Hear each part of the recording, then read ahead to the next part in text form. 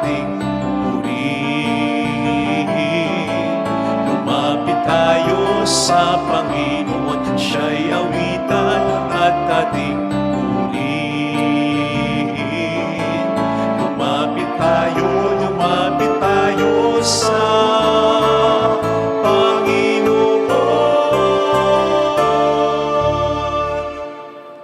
Sa ngalan ng Ama at ng Anak ng Espiritu Santo, Amen. sumainyo po ang Panginoon. At sumaiyo rin. Lumapit tayo sa ating Panginoon, pero upang tayo maging marapat kahit paano lamang, magsisimuna po tayo para sa ating mga kasalanan at pagkukulang. Tayo pong lahat, inaamin ko sa makapangyarihang Diyos at sa inyo mga kapatid, na lubha akong nagkasala sa isip, sa salita, sa gawa, at sa aking pagkukulang. Kaya sinasamo ko sa mahal na Birheng Maria, sa lahat ng mga anghel at mga banal, at sa iyo mga kapatid, na ako'y ipanalangin sa Panginoong ating Diyos. Kaawaan tayo na mapagmahal na Diyos, patawarin sa ating mga sala, at patnubayan hanggang sa buhay na walang hanggan. Amen. Panginoon, kaawaan mo kami. Panginoon, kaawaan mo kami. Kristo, kaawaan mo kami. Kristo, kaawaan mo kami. Panginoon, kaawaan mo kami. Panginoon, kaawaan mo kami. Yumuko tayo, maaaring ibulong sa Panginoon ang ating intensyon. Sama natin sa intensyon ng misang ito na i-adyasan na tayo ng Panginoon sa malalakas na lindol. Kayun din ang pagdarasal para sa intensyon nating lahat, ng mga nagpapamisa, ng mga kasama nating nagsisimba, ng mga tumutulong sa ating simbahan.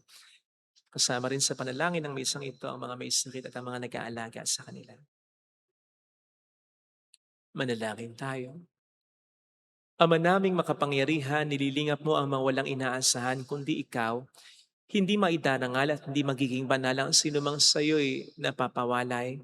Dagdagan mo po ang iyong kagandahang loob sa amin upang sa iyong pamumuno at pangangasiwang magiliw, mapakinabangan namin ang mga biyaya mo sa lupa bilang pagkakamitan namin sa makalangit mong pagkapala. Sa pamamagitan ni Jesucristo, kasama ng Espiritu Santo, magpas sa walang hanggan. Amen.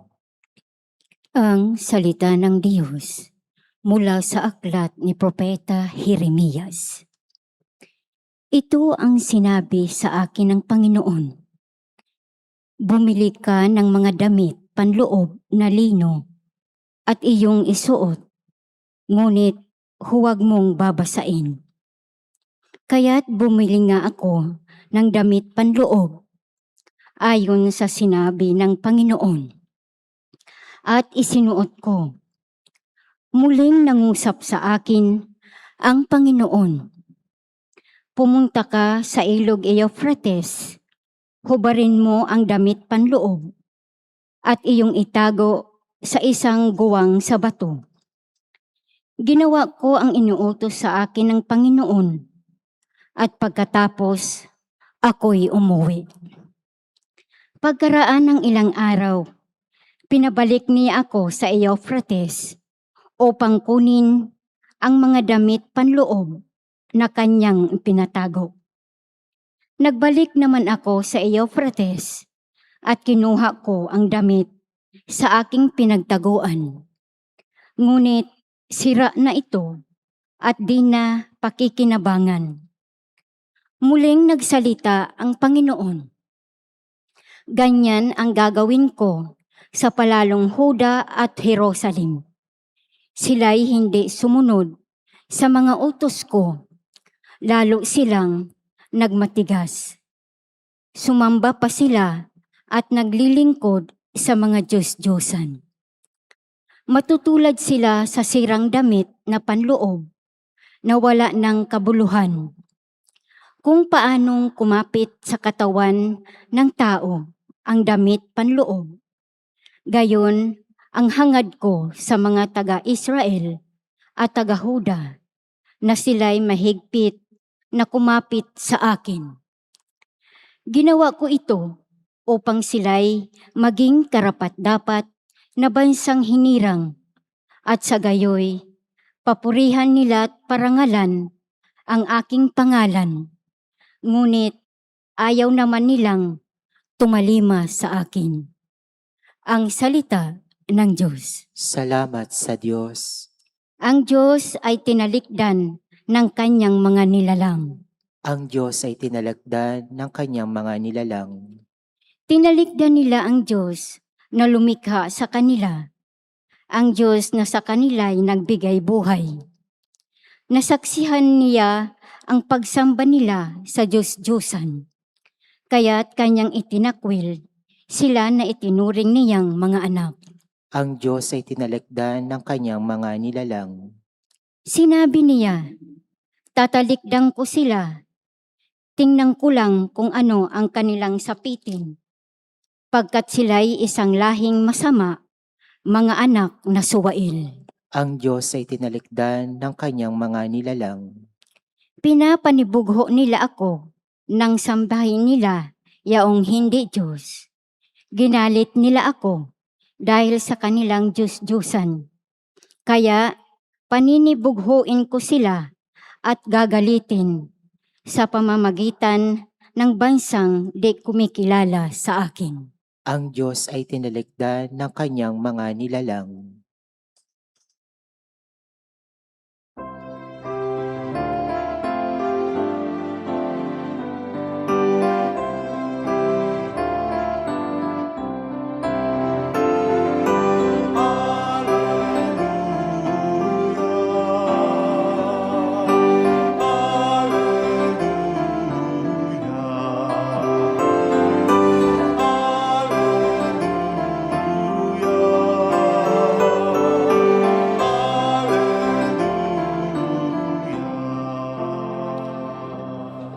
Sumainyo ang Panginoon. At sumaiyo rin. Ang mabuting balita po ng Panginoon ayon kay San Mateo. Papuri sa iyo, Panginoon.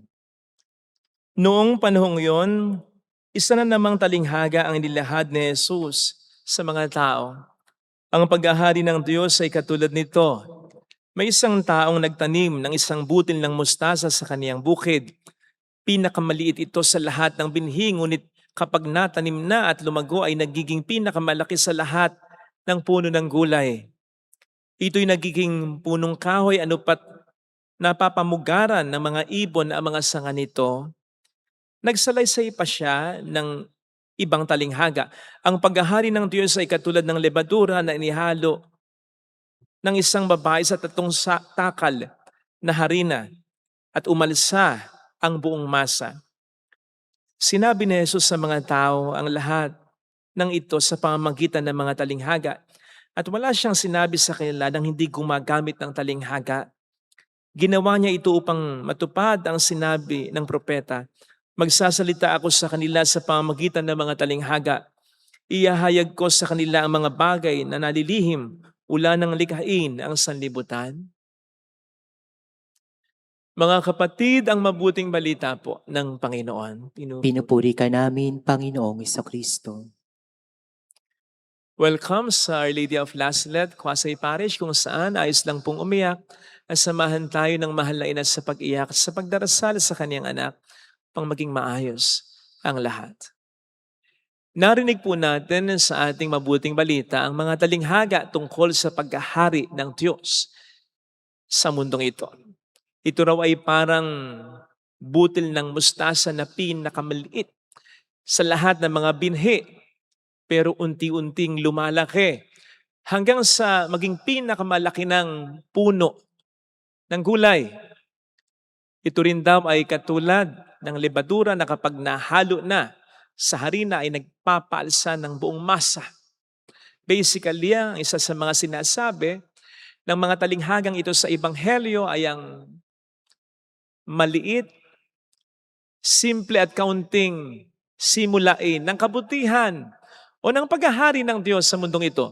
Halimbawa po ay ang simula ng simbahang tinatag ni Kristo na mula sa maliit na bayan, mula sa kaunting mga tao na ordinaryo lang din naman, at mula sa mga simpleng pamamaraan, ang simbahan na nakabatay sa mga turo at aral at syempre sa katotohanan tungkol kay Kristo ay lumaganap at tumatag.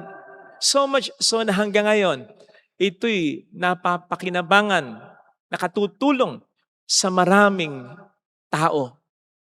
Kaya isa rin po sa basic application ng mga talinghagang ito sa atin ay huwag tayong matakot, huwag tayong mag-alangan na magsimula ng maliit, simple o kaunti lang sa pagpaplano at sa paggawa syempre natin ng mga kabutihan sapagkat kung naaayon naman talaga sa Diyos yan, sa kanyang kalooban, siya rin ang may gusto niyan.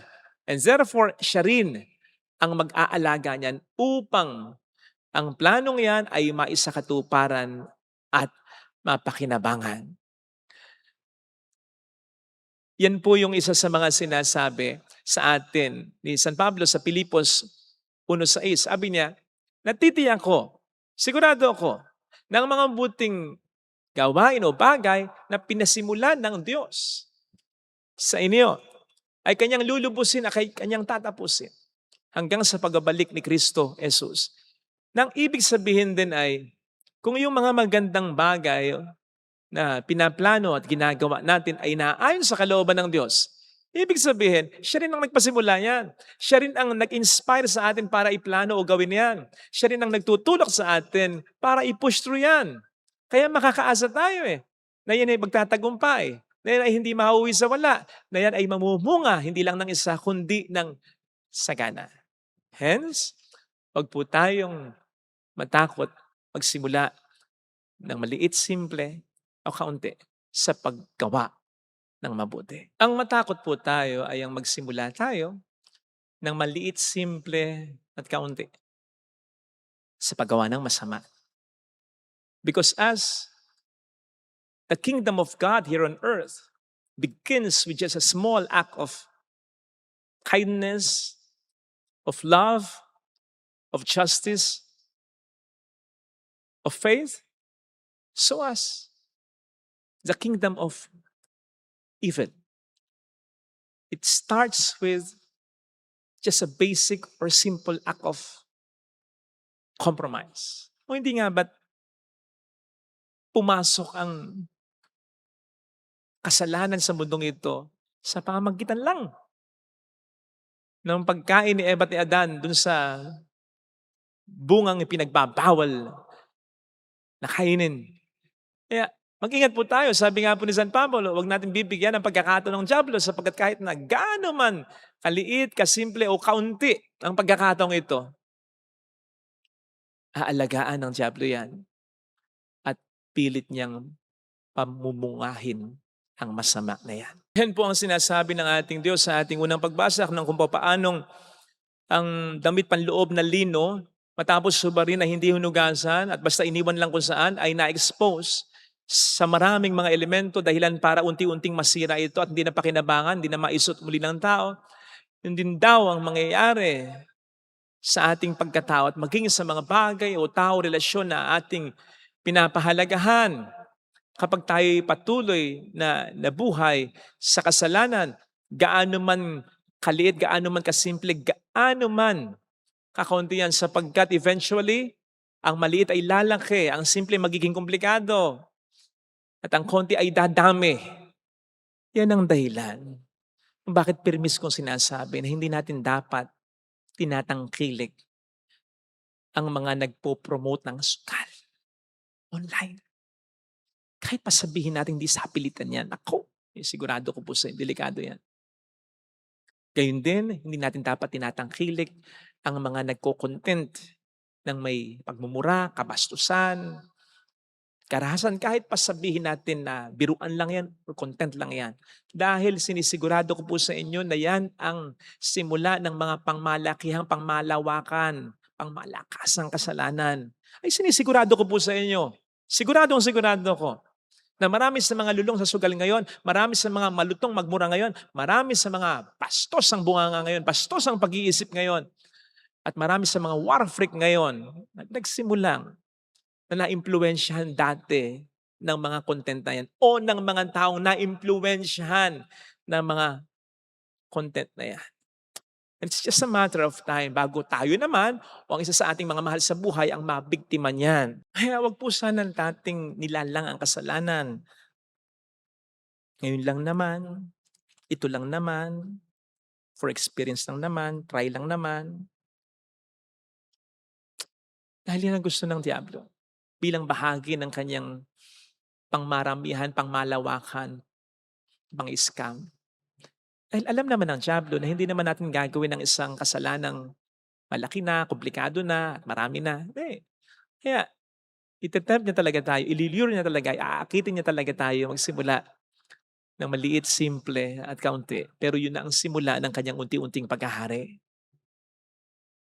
Hindi maaaring sa ilan o sa marami pang pagkakataon na hindi tayo nadali ng demonyo. Hindi tayo nalulong sa bisyo, hindi tayo nabangon sa utang, hindi tayo nahulog sa isang bawal na relasyon, hindi tayo nalagay sa isang pangit na sitwasyon. Praise God.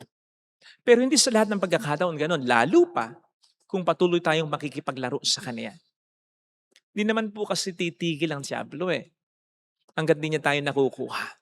In fact, mas manggigigil siya kung kahit hindi pa niya tayo nakukuha, patuloy naman tayong nakikipaglaro sa Kanya. Mas nagka-challenge siya sapagkat alam niya na panahon lang ang hihintayin. Konting panahon lang. Madadali na niya tayo kapag tayo ay patuloy nakikipaglaro sa Kanya.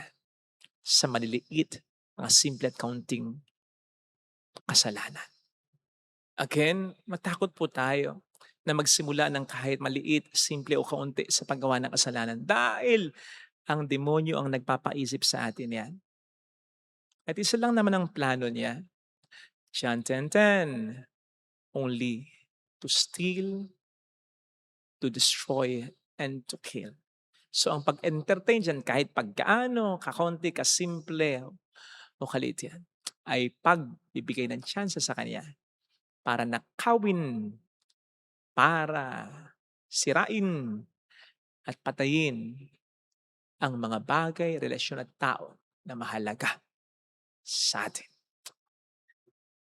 Pag-isipan po natin, kaya iwasan din po sana natin. Amen. Ilagay natin ang ating kanang kamay sa tapat ng ating puso.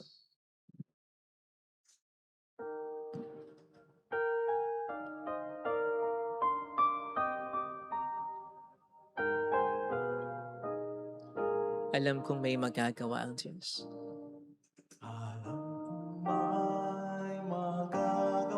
Makapangyarihan siya. Alam kong may magagawa ang Diyos. Walang imposible sa Kanya.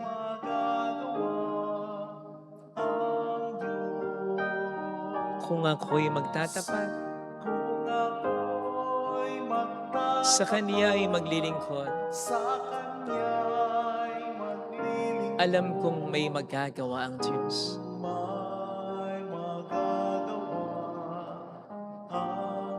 Alam kong di ringkin ng Diyos ang samo ko, sapagkat mahal niya ako. Alam kong di ringkin ng Diyos ang samo ko. Alam niya ang pinagdaraan, alam niya ang kakayanan. Kung ako'y magtatapat, sa Kanya'y maglilingkod. Alam kong di ringkin ng Diyos ang samo ko. Pumikit tayo.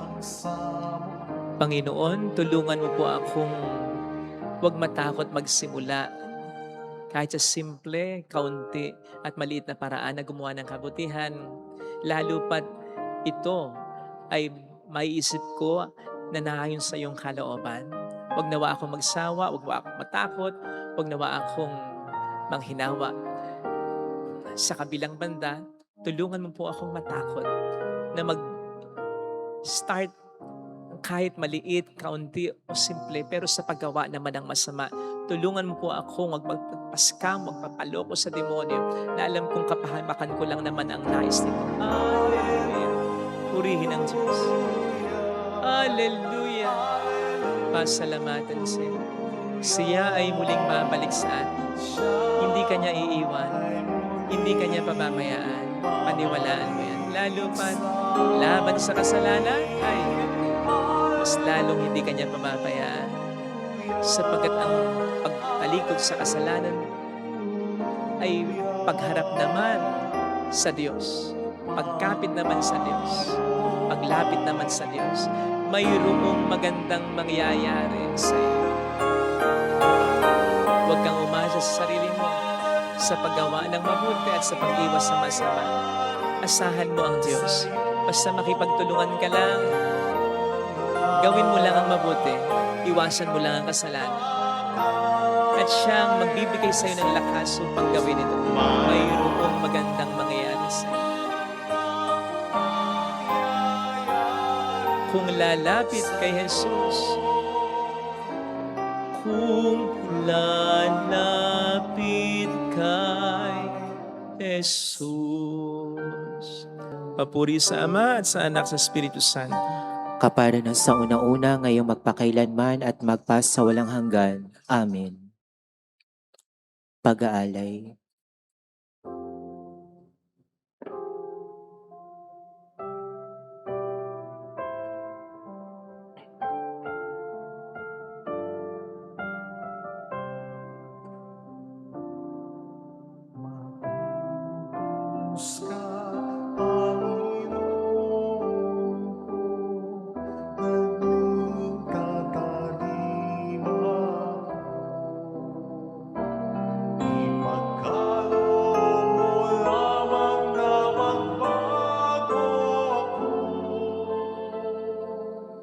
Sa wakas matulad sa'yo, Panginoon Diyos, sa tatapin mo ang alak at tinapay na handog ng pag-ibig sa isang naming bayan mo. Ang handog na ito ay babaguhin mo, magiging katawan at dugo mo. Manalangin tayo, pang ating handog ay maging kalugod-lugod sa Diyos samang makapangyarihan. Tanggapin nawa ng Panginoon itong paghahain sa iyong mga kamay, sa kapurihan at karangalan sa ating kapakinabangan at sa buong sambayan niyang banal. Ama naming lumikha, tanggapin mo ang mga alay na sa iyo rin nagmula at ngayon aming inihahanda sa iyong dambana upang sa aming ginaganap na pagdiriwang ang iyong paglingap ay magtaguyod sa tanan at magpabanal sa aming pamumuhay sa kasalukuyan at mag-akay sa amin sa ligayang walang katapusan sa pamamagitan ni Jesucristo. Kasama ang Espiritu Santo magpas sa walang hanggan. Amen. Sumainyo ang Panginoon. At sumaiyo rin, Itaas sa Diyos ang inyong puso at diwa. itinaas na namin sa Panginoon. Pasalamatan ng ating Panginoong Diyos. Marapat na siya'y pasalamatan. Ama naming makapangyarihan, tunay nga pong marapat na ikaw ay pasalamatan. Kahit na ikaw ay pinagtaksilan ng sangkatauhan, ikaw ay patuloy pa rin sa iyong pagmamahal. Ikaw na ang nagpuno sa aming pagkukulang, ikaw pa rin ang nagsugo ng tutubo sa tanan. Ang sugo mong anak ay naging di na iba sa amin, bagabat di niya tinular ng aming pagkamasuwain. Iloob mo ito upang iyong mamalas sa aming pagkataong gili mong anak at kami tunghayan mong may pag-ibig na tulad ng pagdatangi mo sa kanya ng higit sa lahat. Ang katapatan niya sa iyong walang maliw ay nagpanumbalik na muli sa amin ng iyong kasiyahan at ng iyong pagtingin na aming winaksin nung ikaw ay aming suwayin. Kaya kaisa ng mga anghel na nagkisiawit ng papuri sa iyo ng walang humpay sa kalangitan, kami nagbubunyi sa iyong kadakilaan. Santo, Santo, Santo, Panginoong Diyos ng mga hukbo, napupuno ang langit at lupa ng kadakilaan mo. Hosana sa kaitaasan, pinagpala ang naparirito sa ngalan ng Panginoon. Hosana sa kaitaasan. Ama naming banal, ikaw po ang bukal ng tanang kabanalan. Kaya't sa pamamagitan ng iyong Espiritu gawin mong banal ang mga kaloob na ito upang para sa amin ay maging katawan at dugo ng aming Panginoong Hesukristo. Bago niya pinagtiis ang kusang loob na maging handog, hinawakan niya ang tinapay, pinasalamatan kaniya, pinaghati-hati niya iyon, iniabot sa kaniyang mga alagad at sinabi, "Tanggapin ninyong lahat ito at kanin. Ito ang aking katawan na iahandog para sa inyo."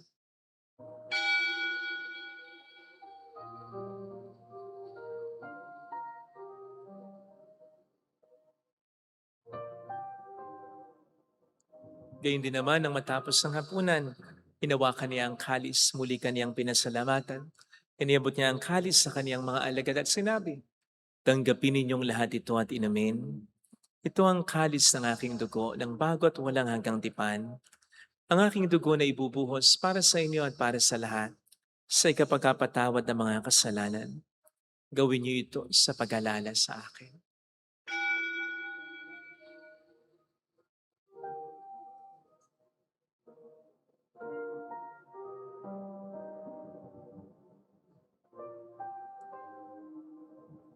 Ipagbunyi natin ang misteryo ng ating pananampalataya. Si Kristo'y namatay, si Kristo'y nabuhay, si Kristo'y babalik sa wakas na panahon. Ama, ginagawa namin ngayon ang pag-alaala sa pagkamatay at muling pagkabuhay ng iyong anak. Kaya inialay namin sa iyong tinapay ng buhay at ang kalis ng kaligtasan. Kami nagpapasalamat dahil kami iyong minarapat at tumayo sa harap mo para maglingkod sa iyo. Sinasamo namin kami na magsasalo sa katawan at dugo ni Kristo ay mabuklod sa pagkakaisa sa pamamagitan ng Espiritu Santo. Amalingapin mo ang iyong simbang laganap sa buong daigdig. Puspusin mo kami sa pag-ibig. Kaisa ni Leon na aming Papa, ni Dennis na aming Obispo at ang Tanang Kaparian. Alalahanin mo ang mga kapatid naming nahimlay nang may pag-asang sila'y muling mabubuhay, lalo ng aming mga ipagdarasal. Saglit nating ipanalangin ang ating mga kakilalang yumauna. Kaawaan mo sila at patuloyin sa iyong kaliwanagan. Kaawaan mo at paging tapatin kaming lahat na makasalo sa iyong buhay na walang wakas. Kaysa ang mahal na Birhen ng Lasalet, ang ina ng Diyos, San Jose ang kabiyak ng kanyang puso, lahat ng mga banal na namuhay dito sa daigdig ng kalugod-lugod sa iyo, may pagdiwang naman namin na pagpupuri sa ikararangal mo sa pamamagitan ng iyong anak na aming Panginoong Jesucristo. Sa pamagitan ni Kristo, kasama niya at sa Kanya, ang lahat ng parangal papuri ay sa iyo, Diyos amang makapangyarihan, kasamang Espiritu Santo magpasawa ng hanggan.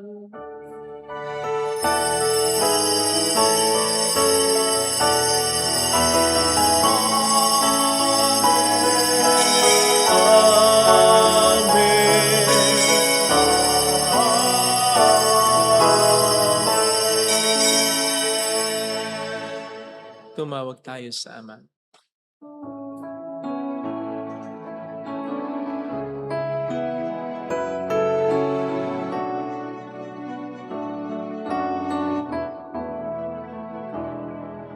Ama namin, sumasalangit ka, sambahin ang ngalan mo, mapasamin ang kaharian mo, sundin ang loob mo dito sa lupa para nang sa langit. Bigyan kami ngayon ng aming kakanin sa araw-araw at patawarin mo kami sa aming mga sala para ng pagpapatawad namin sa nagkakasala sa amin.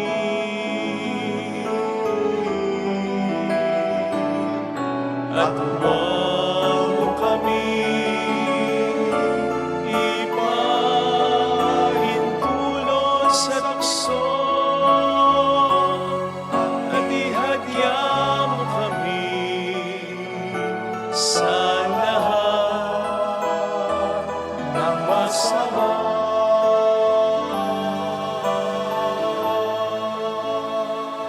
Iniling namin kami adya sa lahat ng masama, pagkalooban ng kapayapaan araw-araw, iligtas sa kasalanan, samantalang aming pinaghahandaan ang dakilang araw ng pagpapahayag ng tagapagligtas namin sa Jesucristo. Sapagkat iyong kaharian, ang kapangyarihan at ang kapurian magpakailanman. Amen. Panginoong Jesucristo, sinabi mo noon, sinasabi mo rin sa amin ngayon, Kapayapaan ang iniiwan ko sa inyo, aking kapayapaan ang ibinibigay ko. Tunghayan mong aming pananampalataya, wag ang aming pagkakasala.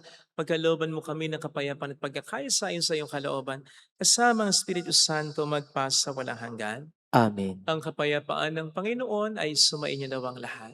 At sumaiyo rin. Magbigayan tayo ng kapayapaan sa isa't isa. Kapayapaan ko. Espiritu.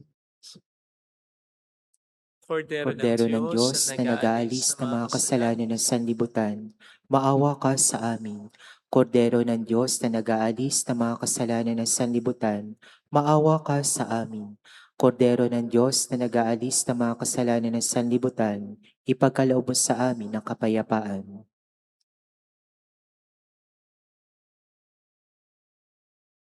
Narito sa harap natin ng Panginoon ang ating buhay at kaligtasan. Mapalad tayong inaaneyahan. Panginoon, hindi ako karapat-dapat na magpatuloy sa iyo, ngunit sa isang salita mo lamang ay gagaling na ako.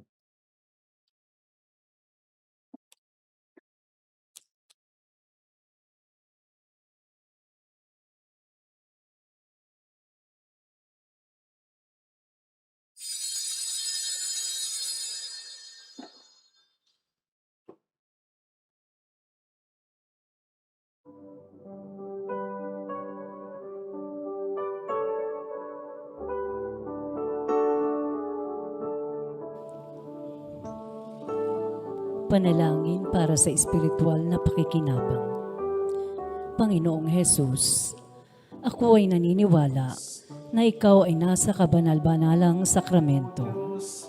Iniibig kita ng higit sa lahat at ninanasa kong tanggapin ka sa aking kaluluwa. Sapagkat sa mga sandaling ito, hindi kita matatanggap sa sakramento. Tumuloy ka sa espiritu sa aking puso. Niyayakap kita na para bang naririto ka na. Inaalay ko ng buong buo ang aking sarili sa iyo. Huwag mong hayaang mawalay ako sa iyo. Amen. Diwa ko'y nanginginig, malayo sa'yo. Ang puso ko'y namimigating, mawalay sa'yo. Kailan ko pa kaya matitikman ang awa mo? Natatamuin ang patawad mo. Diwa ko'y nanginginig, malayo sa'yo. Ang puso ko'y namimigatig, mawalay sa'yo. Kailan ko pa kaya matitikman ang awa mo? Natatamuin ang patawad mo. Manalangin tayo. Ama naming mapagmahal, pinagsaluhan namin sa banal na pakikinabang ang alaalang walang kupas ng iyong anak na nag-alay ng sarili niyang buhay para sa aming kaligtasan. Ipagkaloob mong ito ay magdulot ng pag-unlad sa ipinamana niya sa aming pagliligtas bilang tagapamagitan, kasama ng Espiritu Santo magpasa walang hanggan. Amen. Holy God, Holy Mighty One, Holy Immortal One. Have mercy on us and on the whole world. Holy God, Holy Mighty One, Holy Immortal One. Have mercy on us and on the whole world. Holy God, Holy Mighty One, Holy Immortal One. Have mercy on us and on the whole world. Jesus, King of Mercy, We trust in you. alalahanin, Alalahanin, O mahal na Birhen ng Lasalet, ina ng pag-asa, ikaw ang nagpapaalala sa amin magbalik loob sa Ama. Ito ang nagpapatunay na ang kagandahang loob mo'y nananatiling busilak sa pag-aaruga mo sa amin tungkulin mo'y tinupad. Sa paanan ni Kristo'y tunurin mo kami mga tunay mong anak. Kaya ninais mo ni Isay huwag mapahamak, maging sa'yo walang tigil na panalangin, pati luhay pumatak. Huwag namang mawala na saysay ang iyong paghihirap. Hiling nawa namin sa iyo o amin ng liyag. na matapos sa pakikibaka namin sa mundong ito at sa pananatili naming tapat kay Kristo, sa kapurihan mo'y makabihagi kang ganap, upang kung nasaan ka ngayon ay maparoon din kaming lahat, at ang kaganapan ng kaluwalhatian ng Diyos Amay, tuluyang matupad siya nawa. Mahal na Birhen ng Lasal at tagapagkasundo ng mga makasalanan. Ipanalangin mo walang patid kami mga dumudulog sa iyo. Marami pong salamat sa inyong pakikiisa at sa mga tulong na binibigay ninyo na napakalaking dahilan para makatulong po tayo sa mga nangangailangan sa pagkapatayo natin ng mga chapels sa mga communities na mahirapang tayo ng chapel kung di po natin tutulungan sa mga institutions and even mga different parishes na tinutulungan po natin. Kaya marami pong salamat sa inyong pakikiisa. Salamat sa tulong po ninyo. Bahala na po ang Panginoon na kumantes sa inyo. Sumayin niyo ang Panginoon. At sumaiyo rin. Pagpalain kayo kasama ng ating pamilya na mapagmahal na Diyos, ng Ama at ng Anak, ng Espiritu Santo. Amen. Umayo tayo sa kapayapaan ni Kristo. Salamat sa Diyos. Salamat din po.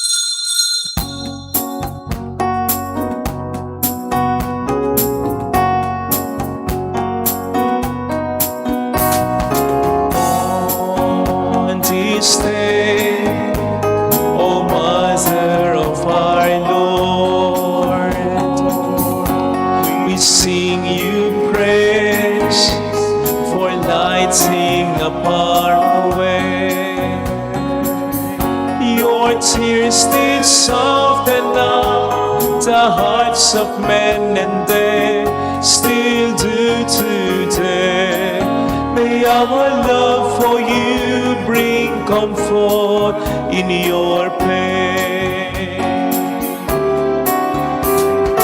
On this day, O Mother of our Lord, we sing you praise for lighting up our way. Your tears did soften up the hearts of men, and they still do today.